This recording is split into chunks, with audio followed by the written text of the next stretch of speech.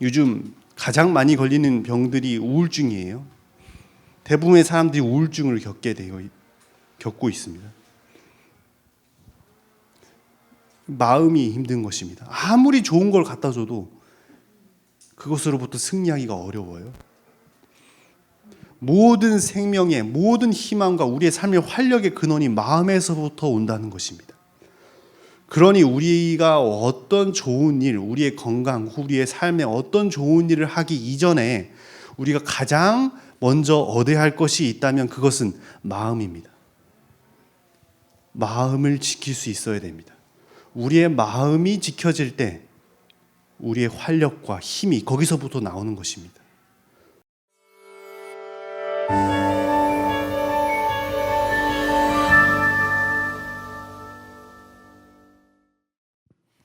안녕하세요. 좋은 아침입니다. 우리 먼저 하나님의 말씀을 보겠습니다. 사무엘상 16장 7절입니다. 여호와께서 사무엘에게 이르시되 그 용모와 신장을 보지 말라. 내가 이미 그를 버렸노라. 나의 보는 것은 사람과 같지 아니하니 사람은 외모를 보거니와 나 여호와는 중심을 보느니라. 어제 우리가 모든 것은 보이지 않는 것에서부터 시작되었다고 했잖아요. 하나님의 형상을 창세기에서는 말하기를 하나님은 말씀이시고 또 생각, 마음, 성령이시고 또 뜻을 세우는 분이시라 그랬어요. 그게 누굴 닮았다고요? 우리 인간이 그걸 닮았다고요. 그 하나님을. 그러니까 인간의 하나님의 특성은 다 보이지 않는 것에서부터 시작되는 거예요. 그러니 하나님께서 보는 것 또한 무엇을 보시겠습니까? 당연히 보이지 않는 것을 보겠지요. 우리 외모와 신장이 아닌 우리가 하나님을 어떻게 닮았고 어떻게 꼴져진지 그걸 보지 않겠습니까? 제가 제 자식이 있습니다. 제 자식을 볼 때 뭘 보겠습니까? 태어나면은 사람들이 다 하는 말이 있어요. 얘는 누굴 닮았나? 그 신기해요. 3명을 다 똑같은 아들 낳는데 다 비슷하게 생겼어요. 근데 딴 사람들은 다 똑같이 생겼대요. 어떻게 이렇게 똑같이 생겼네요. 근데 제가 보기엔 어떻습니까? 다 달라요. 한 명 한 명 날 닮은 것 같지만 또 다른 모습으로 있는 것이에요. 하나님께서 우리를 보실 때도 어디를 본다고요? 우리의 마음을 본대요. 근데 다 다르대요. 다 하나님과 같은 형상 같지만 다 다른 모습으로 하나님께서 그들을 보고 계신다는 겁니다. 이스라엘이란 나라에 왕이 없었어요. 왕이 없다 보니까 이 사람들이 굉장히 힘들어했어요. 처음에는 이게 하나님만 의지하고 살라고 하나님께서 그렇게 했는데 사람들이 하나님을 의지하지 않고 사람을 의지하고 싶은 거예요. 근데 의지할 만한 대상이 없는 거죠. 우리나라는 누가 지켜주냐? 하나님이 지켜준다고 생각을 해야 되는데 그게 그렇게 되지 않는 거예요. 그러니까 사람을 찾았어요. 다른 나라를 보니까 왕이 있어갖고 그 왕을 의지하면 그 왕을 중심으로 우리나라가 하나 될 수 있구나. 그렇게 생각한 거죠. 그래서 하나님께 왕을 구했어요. 그랬더니 사울 왕을 하나님께 세워주셨죠. 그래서 사람들은 점점점 그것에 마음의 안정감을 느꼈어요. 우리도 이제 왕이 있다. 왕을 중심으로 군대가 형성되고 왕의 말대로 모든 것이 이루어지는 거예요. 우리를 지켜주는 왕, 우리를 지켜주는 나라가 있다. 그렇게 사람들이 안정감을 느꼈어요. 그때 무슨 일이 일어나냐면 블레셋 군대가 쳐들어오는데 누가 나타납니까?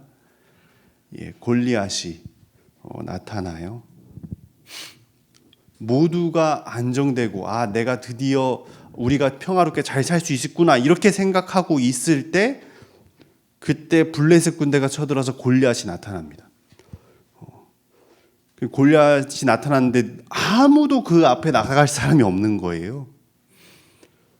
그렇게 능력 있고 좋아 보이던 왕도 꼼짝없이 그 앞에서 쩔쩔매는 것이에요. 그 앞에 장수들 많았겠죠. 능력 있다고 인정받아서 왕 수하로 들어온 사람 많았겠죠. 근데 아무도 그 왕 앞에, 그 골리앗 앞에 나갈 사람이 없었습니다. 위기의 상황이 되고 나니까 사람들이 다 속수무책으로 당하는 거예요. 근데 그 중에 딱 한 사람이 나타납니다. 그때 당시 17, 16밖에 안 된 다윗이라는 한 소년이었어요. 그는 그 모든 사람이 두려워하는 것을 두려워하지 않았어요. 사실 사무엘이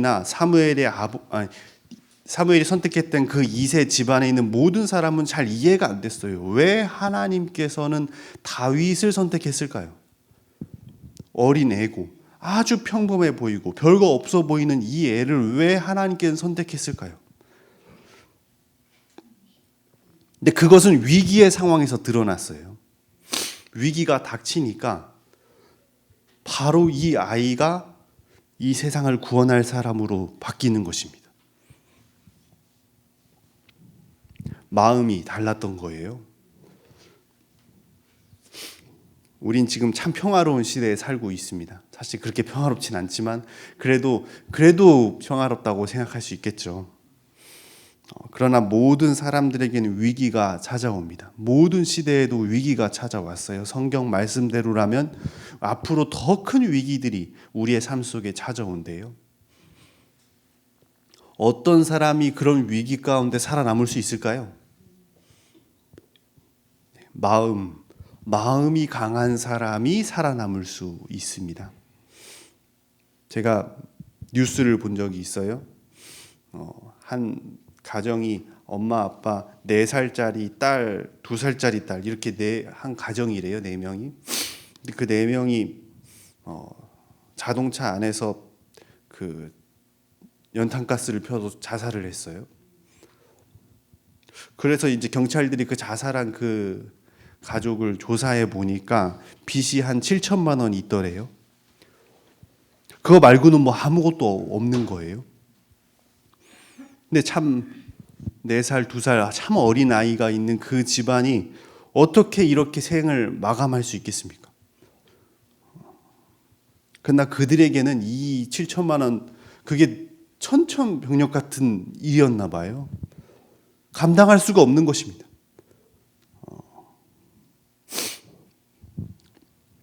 자살하는 거예요. 위기는 반드시 찾아옵니다. 근데 그 위기에 얼마나 우리가 대처할 수 있느냐가 중요하겠지요. 근데 어떤 사람들이 살아남냐? 그것은 마음이 강한 사람이라고 하는 것입니다. 어떤 사람들은 돈, 능력, 잘 갖춘 것 그런 것들이 위기를 이길 수 있을 거라고 생각해요. 그러나 그렇지 않습니다. 코로나가 왔지 않습니까? 코로나에 돈 많고 좋은 집 살고 더 공부 많이 하고 이런 것 우리에게 도움이 됩니까? 그런 거 도움이 되지 않아요. 건강을 잃어보셔서 알지 않습니까? 우리가 준비했던 그런 모든 삶들, 우리가 평생을 공부하고 그런 것들이 우리에게 도움이 됩니까? 아니요, 속수무책입니다. 어느 시대보다도 과학이 발달했어요. 어느 시대보다 의료 기술이 뛰어나대요. 근데 우리에게 그것이 도움이 됩니까? 물론 될 수도 있겠지만 되지 않는 것입니다. 마음이 그런 모든 상황들을 이길 수 있는 사람들이 있는데 그런 사람은 어떤 사람이냐면 마음이 강한 사람입니다. 성경 말씀 잠언 16장 32절입니다.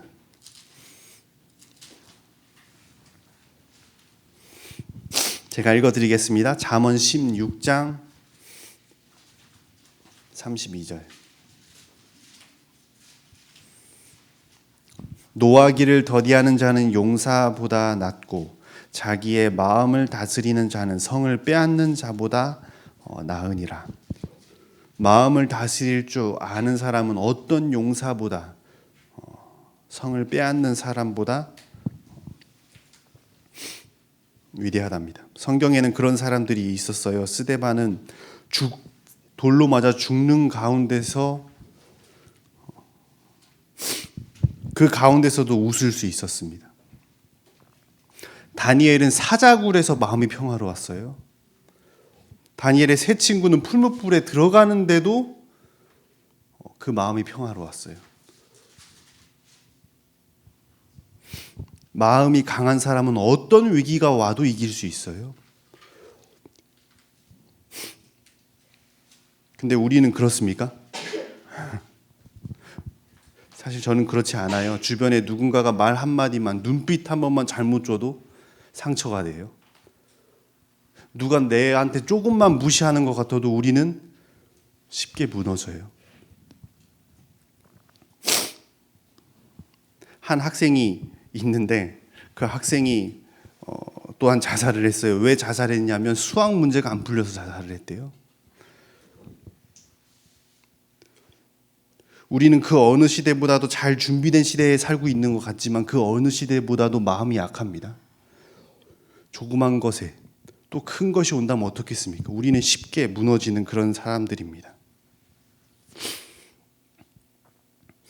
결국 그러니까 얼마나 힘든 일이 우리에게 닥칠까 그것을 두려워하는 것보다 훨씬 더 우리가 잘 준비하고 해야 될 것이 무엇이냐면 강한 어떤 마음을 우리가 준비하느냐가 훨씬 더 중요한 것 같습니다.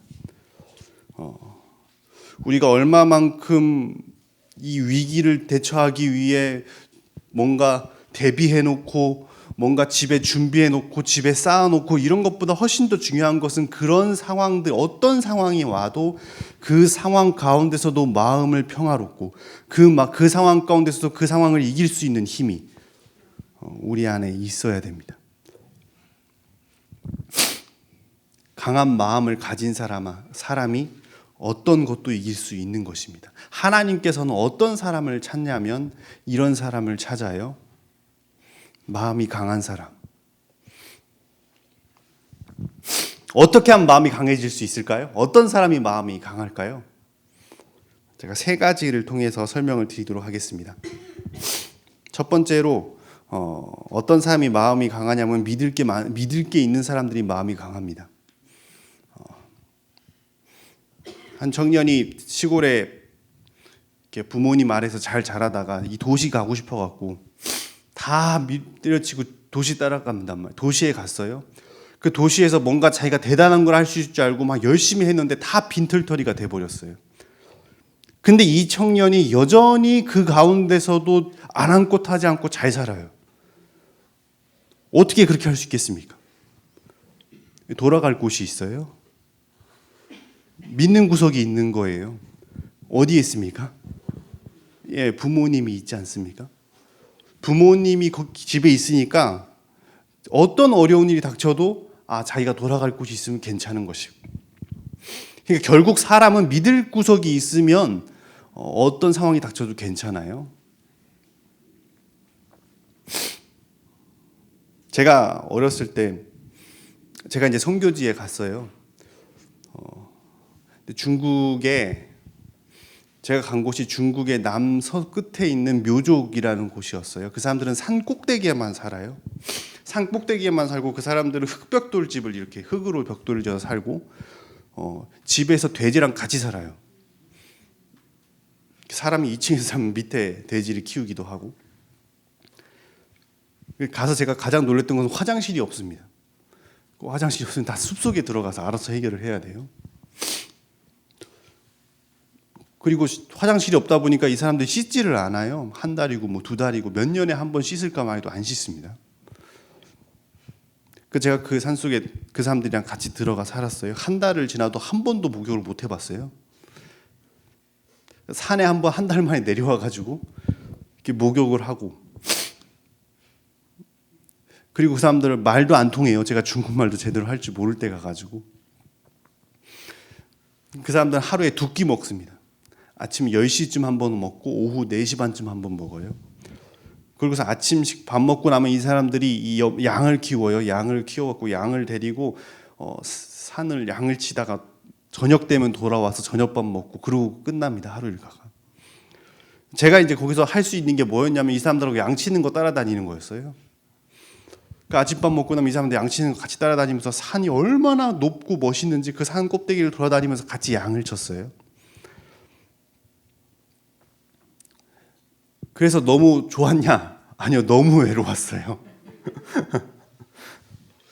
와, 그 너무 외롭고 힘들고 그렇죠. 근데 제가 그곳에서 견딜 수 있는 이유를 찾자면 딱 한 가지더라고요. 저에겐 집이 있었어요.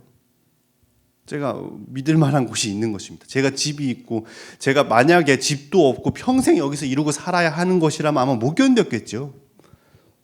아마 제가 거기서 어떻게 이러고 이 식으로 난 못 살겠다 이렇게 생각했을 거예요. 근데 제가 그 시간들을 견딜 수 있는 이유는 하나밖에 없었어요. 아, 내가 돌아갈 집이 표가 하나 있었거든요. 비행기 표가.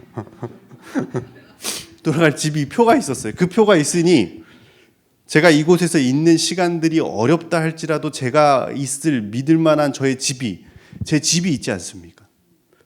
그러니 그 시간을 견디는 거예요. 믿을 만한 게 있으니까 아무리 어려운 시간이 있어도 그 시간을 그냥 견디더라고요. 혹시 제가 잘못돼도, 혹시 제가 여기서 돈을 하나도 없어갖고 돈이 하나도 없다 할지라도 믿을 곳이 있는 거예요. 전화 한 통이면 저를 도와줄 사람이 있는 거예요. 그러니까 아무리 어려운 일이 닥쳐도 믿을 만한 게 있으면 사람은 괜찮은 거예요. 어떤 사람들은 돈을 믿지요. 그래갖고 아무리 어려운 일이 닥쳐도 자기가 있는 그 돈이면 다 해결된대요. 근데 돈으로 해결될 수 없는 그런 어려운 일이 닥치면 어떡합니까? 이게 무너지는 거예요. 자기가 믿는 것이 무너지면 그때부터 사람들이 마음을 어디다 기댈 곳이 없는 것입니다. 두 번째로 사람이 마음이 강해진 어떤 상황에서도 마음을 강하게 먹는 사람의 두 번째로는 소망이 있는 사람입니다. 희망이 있는 사람은 어떤 일이 닥쳐도 어떤 위기가 와도 그 위기를 극복합니다. 소망이 있으면 괜찮은 거예요. 제가 여기서 5살 때부터 살았습니다. 제가 아주 어렸을 때부터 여기 뉴스타트 요양원이라고 해서 많은 아프신 분들이 찾아왔어요.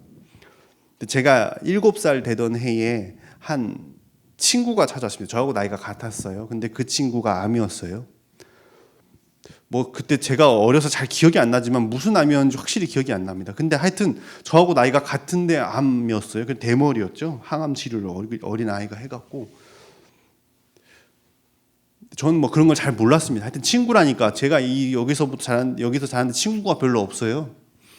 뭐 이런데 누가 친구가 있겠습니까? 친구가 별로 없어갖고 그 친구 만나가지고 좋았어요. 그래서 같이 놀았죠, 계속. 근데 저는 이제 계속 매일마다 아침마다 와서 같이 놀고 싶은데 같이 못 노는 거예요. 이 아이는 못 노는 날이 많았어요. 왜 그러냐면 밤새 아프대요. 밤에 많이 아프대요, 밤에. 그러니까 낮에 들어서 겨우 잠이 들고 하니까 같이 잘 못 놀았죠. 근데 이곳에 있으면서 많이 좋아졌어요. 그 친구가 많이 좋아져서 같이 많이 놀았습니다. 그 친구가 장난감이 있어서 제가 장난감 같이 놀기도 하고 또 그때 당시 요 앞에 바다가 들어왔어요. 바다 같이 놀 수 있었어요. 근데 그 아이가 많이 좋아졌다가 명절에 집에 갔는데 갑자기 안 좋아지더래요. 그러더니 굉장히 응급 상황이 되더니 결국 그 명절에 돌아오지 못하게 되었어요. 죽었어요. 그 죽으면서 그 아이가 죽기 직전에 유언을 했답니다. 죽기 직전에 유언을 하는데 부모님이랑 동생이 하나 있었어요. 남동생 하나. 그렇게 이제 옆에서 계속 울고 있는 겁니다.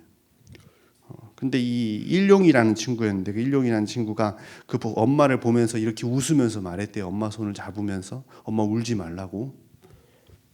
내가 하늘나라 간다고. 그러니까 울 필요 없다고. 그리고 내가 죽으면 살렘 동산에 자기를 뿌려달라고. 그래서 그때 바다에 뿌리러 온 걸 제가 그때 봤어요. 그걸 그 가루로 돌아왔죠. 근데 이 아이가 7살밖에 안 된 아이가 어떻게 죽음 앞에서 이렇게 평화롭게 부모님한테 얘기할 수 있었겠습니까? 하늘나라, 소망이 있기 때문이에요. 우리에게 어떤 위기가 찾아올 수 있지요. 설사 이 아이에겐 죽음이 찾아왔어요. 누가 그 가운데서 살 수 있겠습니까? 누가 그 가운데서 마음을 추스릴 수 있겠어요? 그걸 지켜보는 부모님은 추스릴 수 없었는데 본인은 괜찮았어요. 어떻게 그렇게 수가 있겠습니까? 소망이 있기 때문입니다. 희망이 있기 때문이에요. 그 다음이 있으니까 그 상황을 이길 수 있는 것입니다. 성경에 수많은 위인들, 수많은 우리에게 어려운 위기들이 찾아오는데 그 사람들이 그 위기를 어떻게 견디겠습니까? 어떻게 다니엘의 세 친구들이 뜨거운 불 안에 들어가면서도 괜찮을 수 있겠습니까?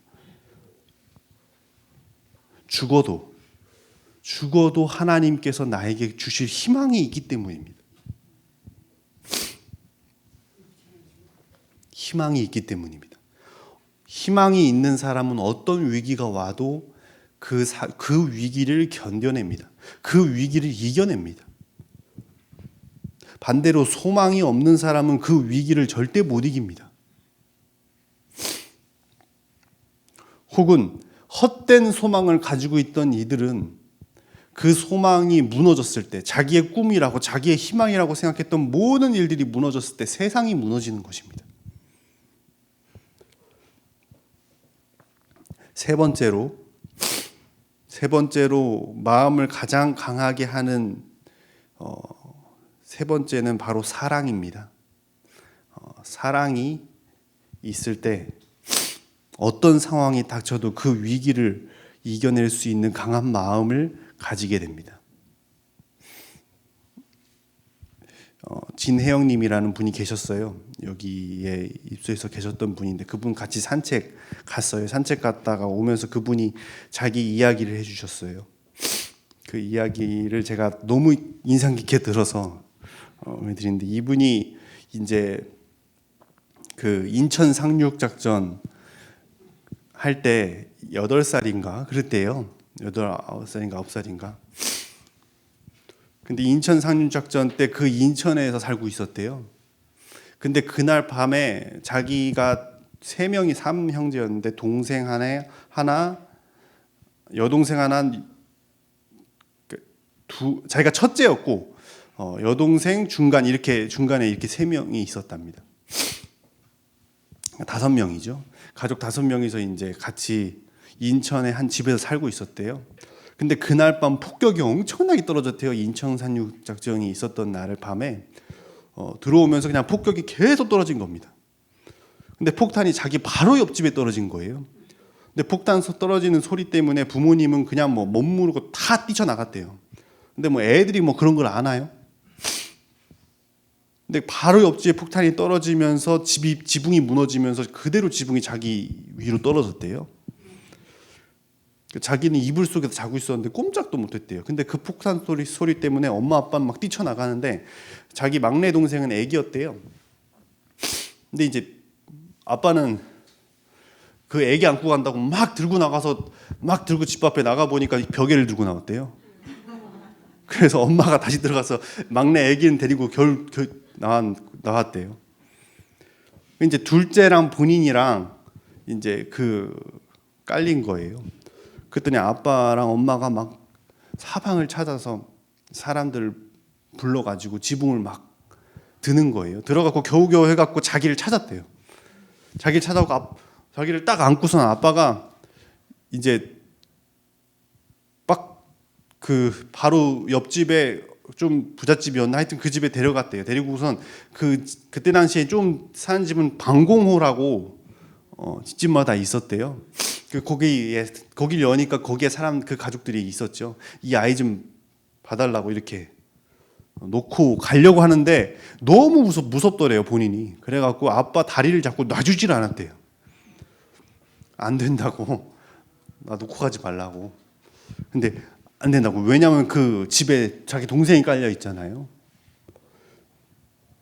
근데 그 아이가 그걸 알아요. 뭐 본인이 그걸 알았나. 그까지 다 아빠 다리를 붙잡고 있었대요. 근데 아빠가 결국은 방공호수에 결국 자기를 밀어넣고 갔대요. 근데 결국 둘째는 죽었대요.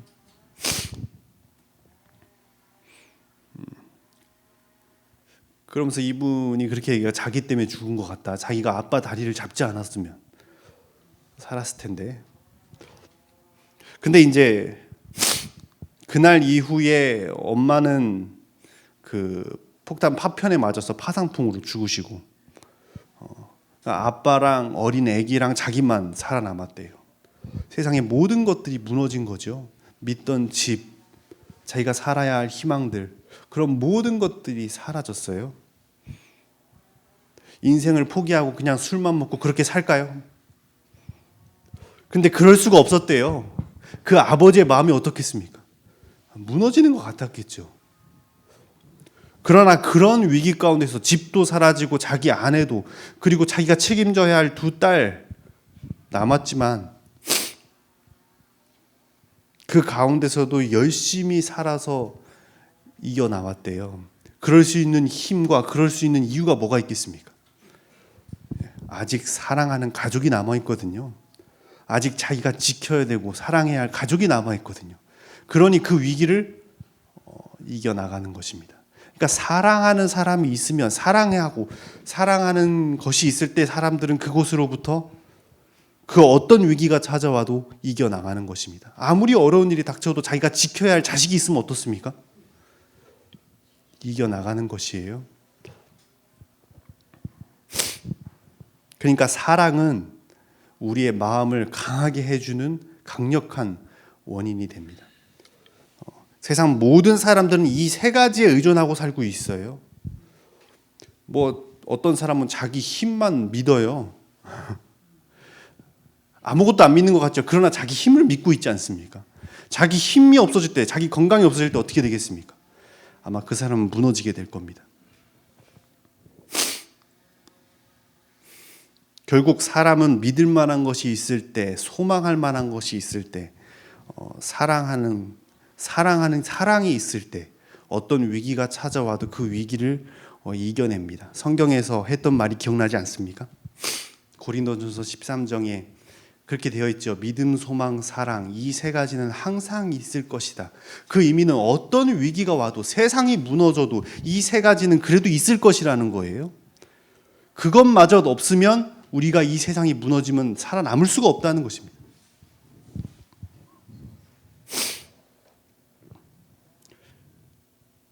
근데 우리가 누굴 믿어야 하고 누굴 소망해야 하고 어떤 것을 사랑해야 하겠습니까? 이 세상의 것으로 했을 때는 그것은 결국 그것 또한 무너진다는 것입니다. 이 세상의 것을 믿고 이 세상의 것을 소망하고 이 세상의 것을 사랑하면 그것은 결국 무너지고 우리는 그곳에서 살아남을 수 없다는 것이에요. 누굴 소망해야겠습니까? 하나님을 소망해야 됩니다. 하나님을 믿어야 돼요. 하나님을 사랑해야 돼요. 그럴 때에 우리는 그 어떤 위기가 찾아와도, 어떤 어려운 일이 닥쳐도 그것을 희망으로, 그 가운데서도 마음이 평화롭게 살 수 있는 것입니다. 성경절 마지막으로 하나만 읽겠습니다. 잠언 4장